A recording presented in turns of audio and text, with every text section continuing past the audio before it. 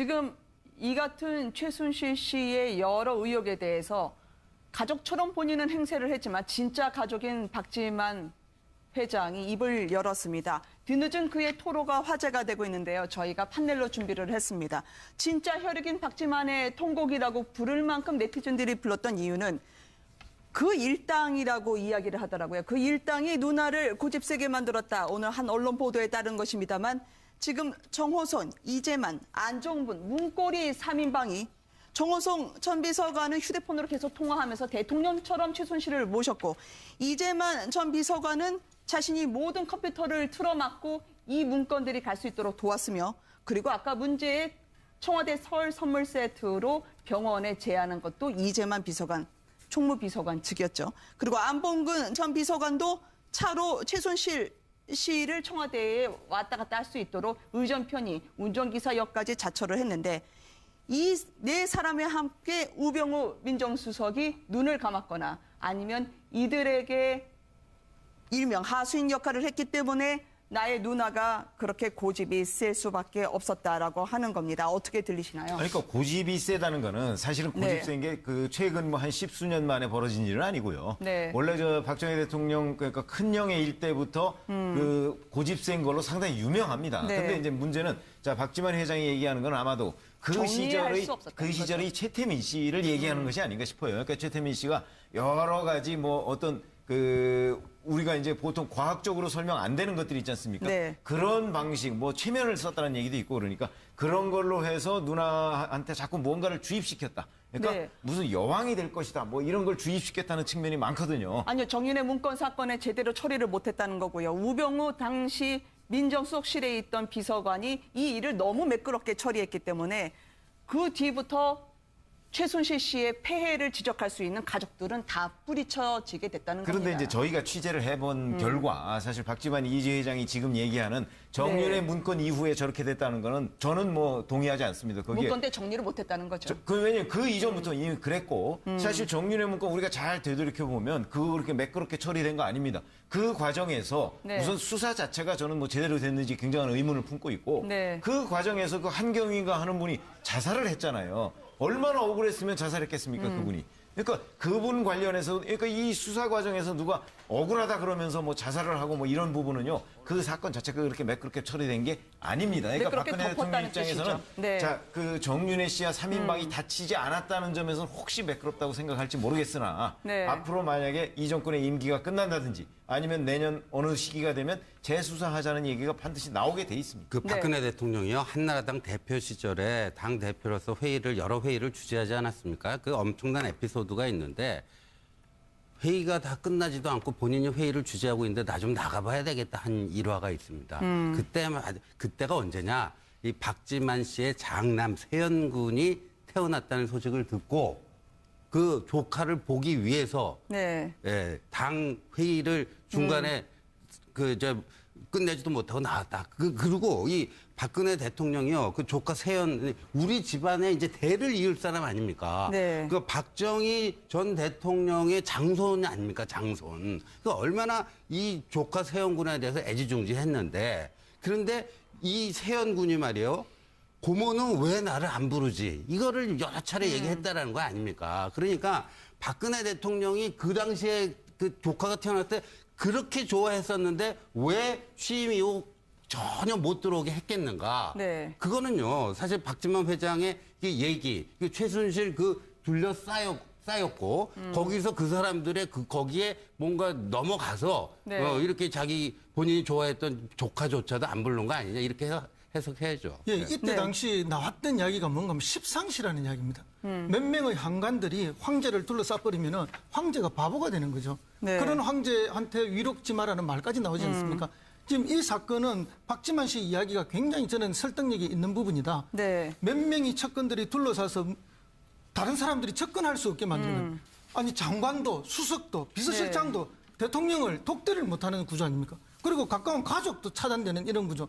이런 구조에서 모든 정보와 흐름들을 이 사람들이 하자는 대로 하고 싶은 대로 이끌면 대통령이 끌려갈 수밖에 없는 여러 명이 한 사람을 바보 만드는 것은 쉬운 일이란 말이 있지 않습니까? 네. 바로 그런 전형의 모습이 나타났던 거죠.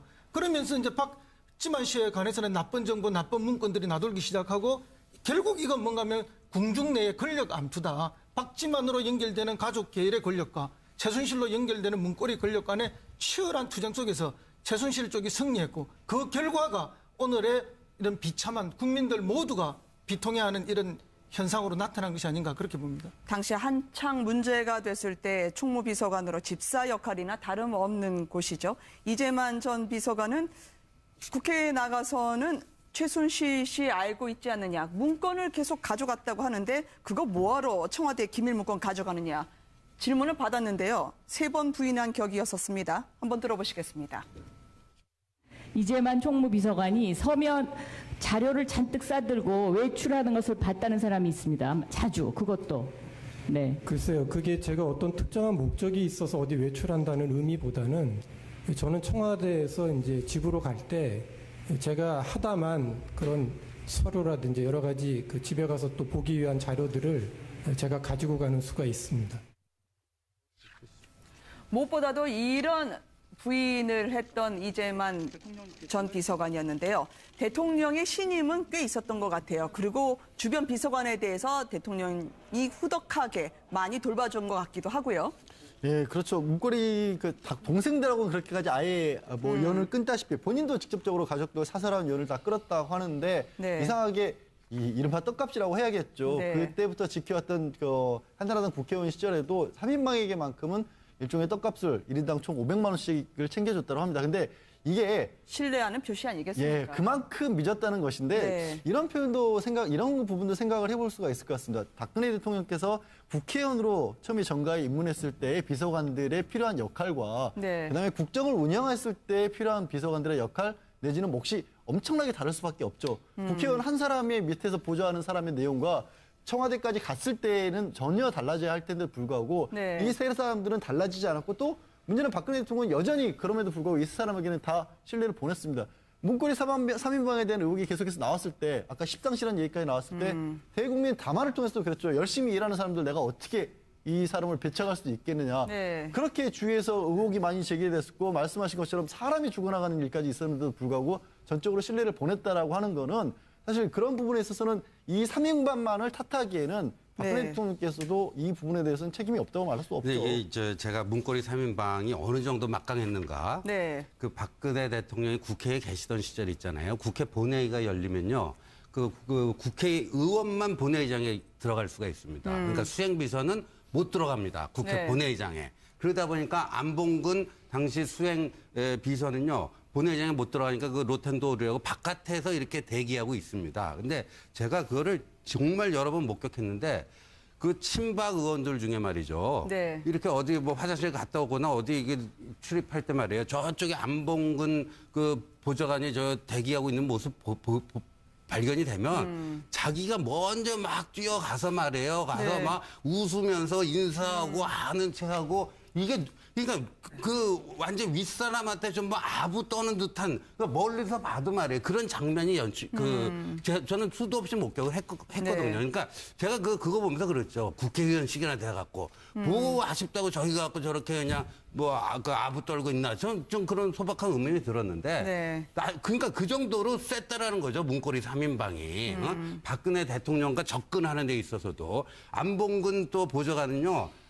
비서관은 이게 전화를 들고 있기 때문에 네. 그 박근혜 대통령하고 전화 연결시켜주는가 안 시켜주는가 문고리 중에서도 전화 고리를 붙잡고 있었거든요. 네. 그래서 굉장히 그게 연결되느냐 안 되느냐 굉장히 중요한 거예요. 그러니까 의원들이 거기 가고 이렇게 알랑방구 끼고 뭐 이런 건데 네. 그 문고리 3인방의 위력이 국회의원들을 그렇게 한 건데 그 문고리 3인방의 실제 보수가 최순실이었다 하니 이건 뭐 얘기 안 해도 뭐 뻔할 것 같습니다. 네.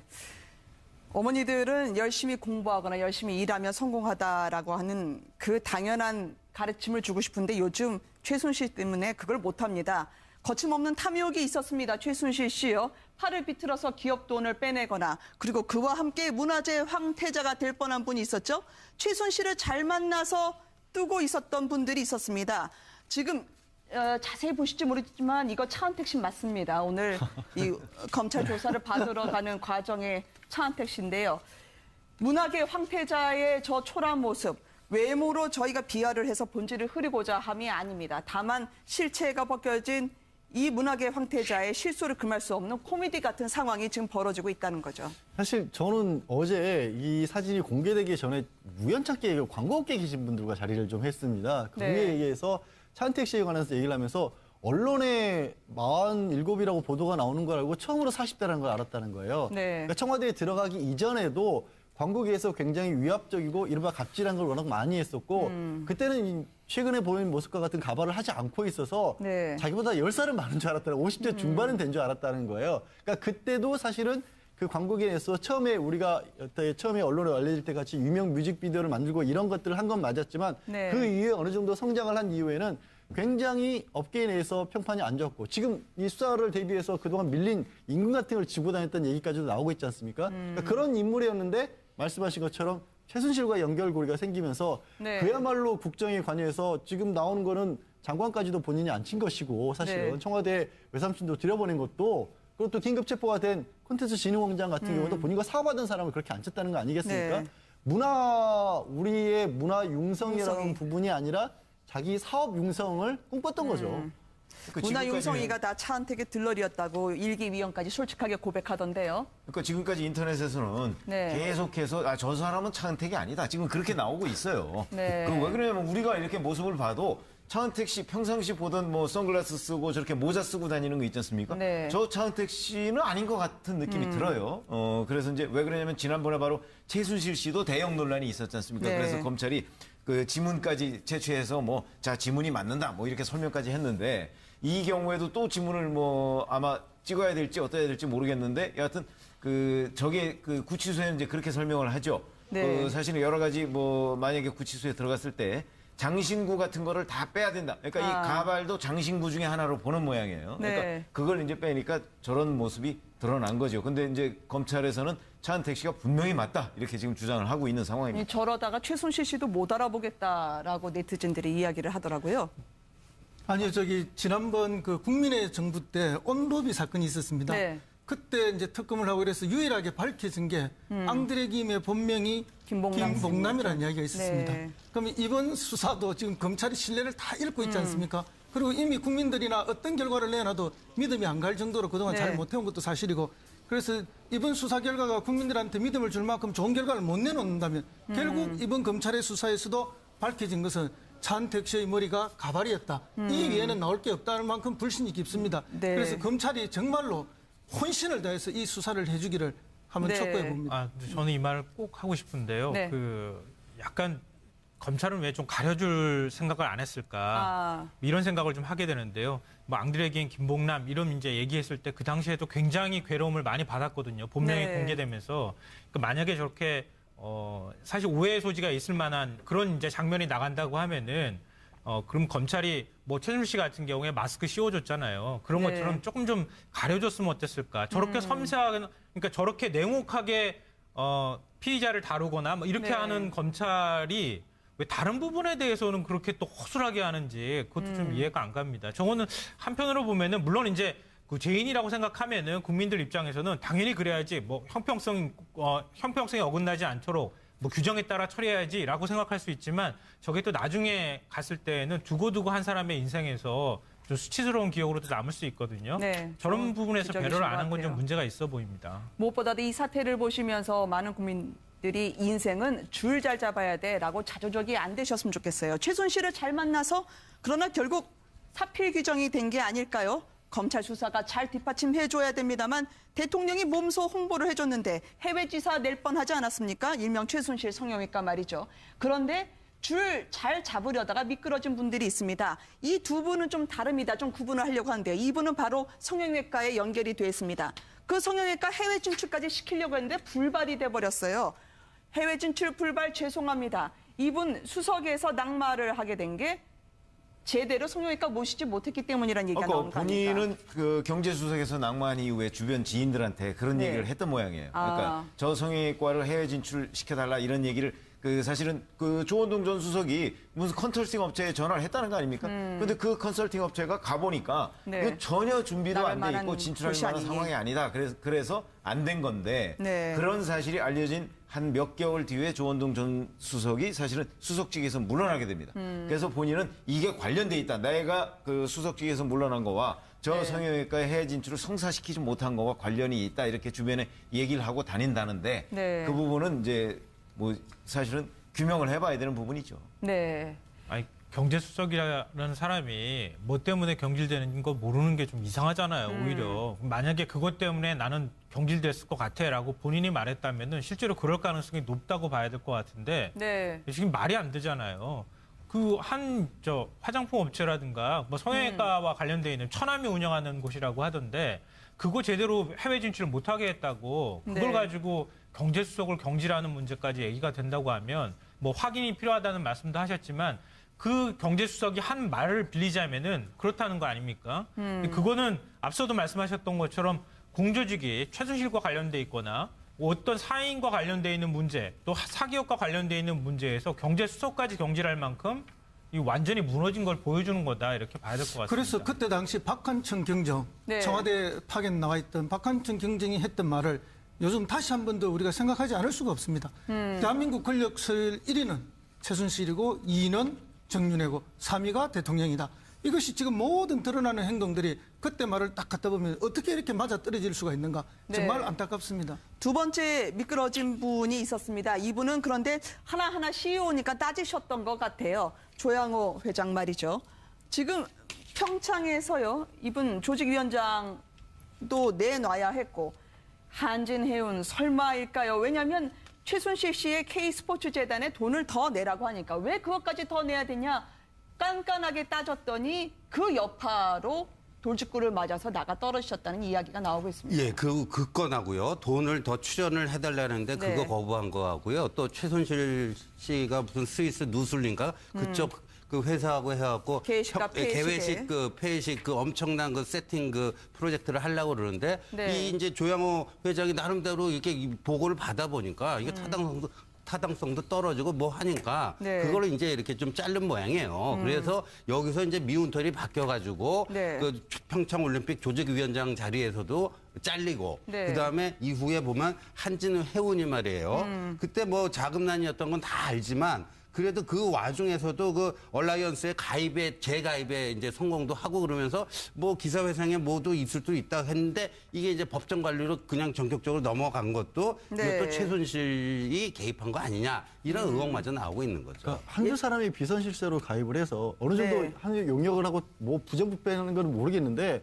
지금 나오고 있는 얘기들의 결과들이 너무 충격적이잖아요. 한진해운이 법정 관리 들어가면서 대한민국 해운업이 완전히 붕괴되다시피 했고 지금도 해결이 안 되고 있고 이 사태 터지기 전까지 가장 큰 뉴스 중에 하나가 해운업 붕괴였고 지금도 수습이 안 되고 있습니다. 네. 그게 이런 게 의혹이 문제가 아니라 그것 때문에 벌어진 일이 무엇이냐가 더 큰 것 같습니다. 네.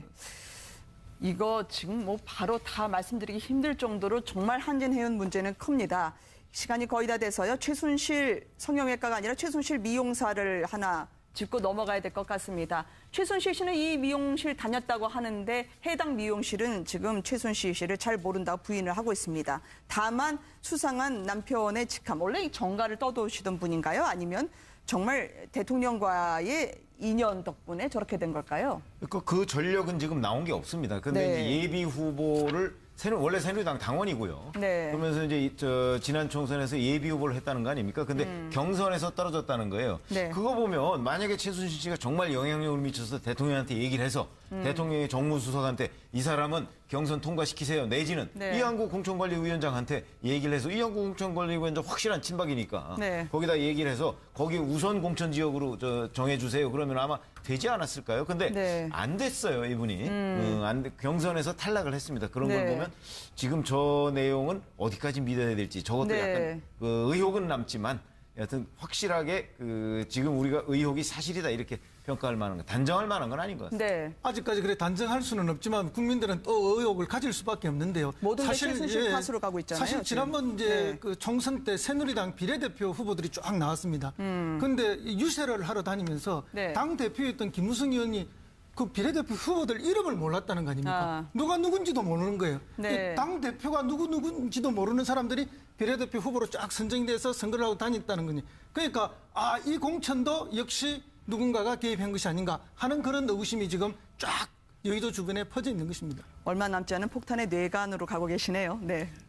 예전에 이제 박근혜 대통령 머리 모양 가지고 네. 언론에서 이거 머리 모양을 막 해석하고 뭐 왜 이 머리 모양을 했느냐 막 이런 얘기가 나오고 그랬는데 이런 의혹이 터지고 나니까 굉장히 부질없는 짓은 아니었나 뭐 이런 생각도 드는데요. 네. 그러니까 사실은 청와대가 어디까지 개입했는지 뭐 새누리당 뭐 지금 이제 공천 문제나 이런 데 어디까지 개입했는지 이런 것들은 네. 아직까지 뭐 명확하게 밝혀진 점은 없는데 네. 그러니까 정기석 원내대표가 이런 얘기 했잖아요. 이번에 20대 국회 구성하고 난 다음에 청와대에서 상임위원장하고 간사진까지 전부 다 이름 쫙 써가지고 그거 내려보냈는데 본인이 그거 거부했다 이런 얘기도 하잖아요. 네. 그러니까 국회에서 처리하거나 새누리당 지도부가 결정하고 새누리당 내에서 논의할 것까지 청와대가 일일이 다 지정해가지고 해주려고 했다는 거 아닙니까?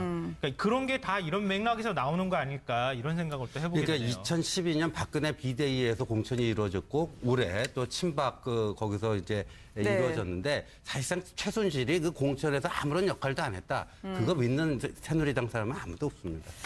한번 모셔서 다시 한번 이 문제 짚어야 될 것 같아요. 쓰나미는 오고 있는데요. 트럼프 쓰나미요. 담 쌓는 것만 얘기하고 있으니 말이죠. 오늘 말씀 잘 들었습니다. 감사합니다.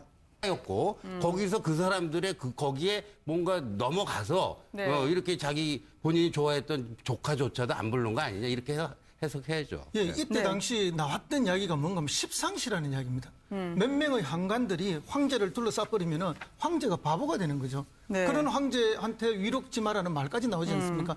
지금 이 사건은 박지만 씨 이야기가 굉장히 저는 설득력이 있는 부분이다. 네. 몇 명의 측근들이 둘러싸서 다른 사람들이 접근할 수 없게 만드는 아니 장관도 수석도 비서실장도 대통령을 독대를 못하는 구조 아닙니까? 그리고 가까운 가족도 차단되는 이런 구조.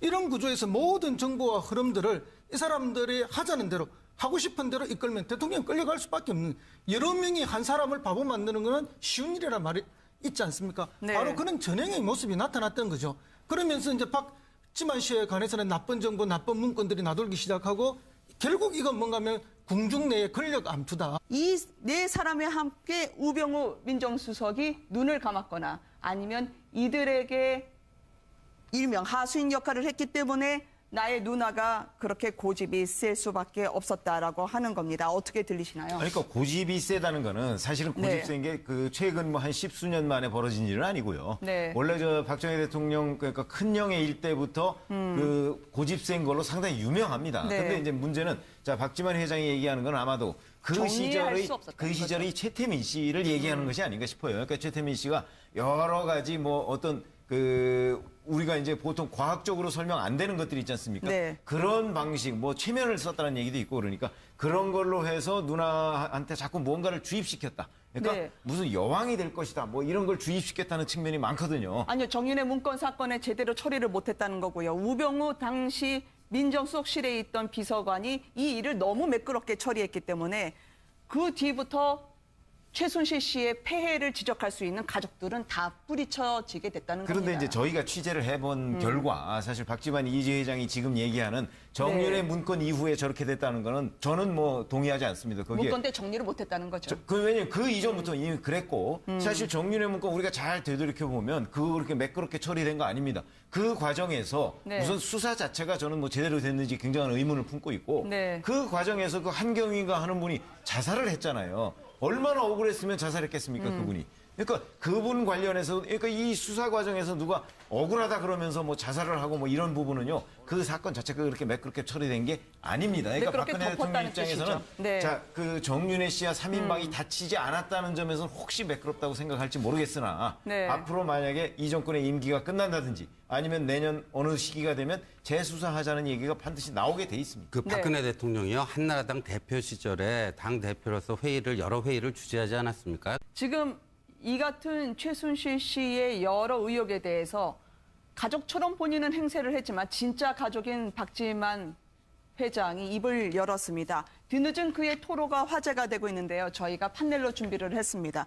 진짜 혈육인 박지만의 통곡이라고 부를 만큼 네티즌들이 불렀던 이유는 그 일당이라고 이야기를 하더라고요. 그 일당이 누나를 고집세게 만들었다. 오늘 한 언론 보도에 따른 것입니다만 지금 정호선, 이재만, 안종분, 문고리 3인방이 정호성 전 비서관은 휴대폰으로 계속 통화하면서 대통령처럼 최순실을 모셨고 이재만 전 비서관은 자신이 모든 컴퓨터를 틀어막고 이 문건들이 갈 수 있도록 도왔으며 그리고 아까 문제의 청와대 설 선물 세트로 병원에 제안한 것도 이재만 비서관, 총무비서관 측이었죠. 그리고 안봉근 전 비서관도 차로 최순실 씨를 청와대에 왔다 갔다 할 수 있도록 의전 편의, 운전기사 역까지 자처를 했는데 그 엄청난 에피소드가 있는데 회의가 다 끝나지도 않고 본인이 회의를 주재하고 있는데 나 좀 나가봐야 되겠다 한 일화가 있습니다. 그때가 언제냐? 이 박지만 씨의 장남 세연군이 태어났다는 소식을 듣고 그 조카를 보기 위해서 네. 예, 당 회의를 중간에 끝내지도 못하고 나왔다. 그리고 이 박근혜 대통령이요, 그 조카 세연, 우리 집안에 이제 대를 이을 사람 아닙니까? 네. 그 박정희 전 대통령의 장손 아닙니까? 장손. 그 얼마나 이 조카 세연군에 대해서 애지중지했는데, 그런데 이 세연군이 말이요, 고모는 왜 나를 안 부르지? 이거를 여러 차례 얘기했다라는 거 아닙니까? 그러니까 박근혜 대통령이 그 당시에 그 조카가 태어났을 때 그렇게 좋아했었는데 왜 취임 이후 전혀 못 들어오게 했겠는가? 네. 그거는요, 사실 박지만 회장의 그 얘기, 그 최순실 그 둘러싸여